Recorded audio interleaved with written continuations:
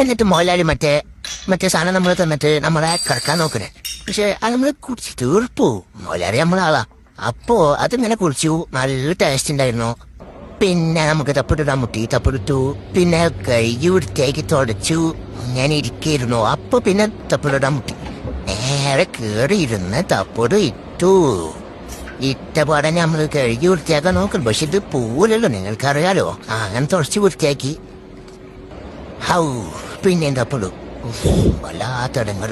ചെറുതായിട്ടും തപ്പിടുമായി അത് തുടക്കിയായിരുന്നു. എന്നിട്ട് മൊയിലാലിനായിട്ട് ചെറുതായിട്ട് ഇങ്ങനെ കളിക്കും. മൊയിലാളി വട്ടം കൊടുക്കിട്ട് കാണുക സാധനം അടിച്ചിട്ട് തല കറങ്ങിട്ട് അപ്പൊ തപ്പിടൂടാൻ മുട്ടി. പിന്നെയും തപ്പിടൂ.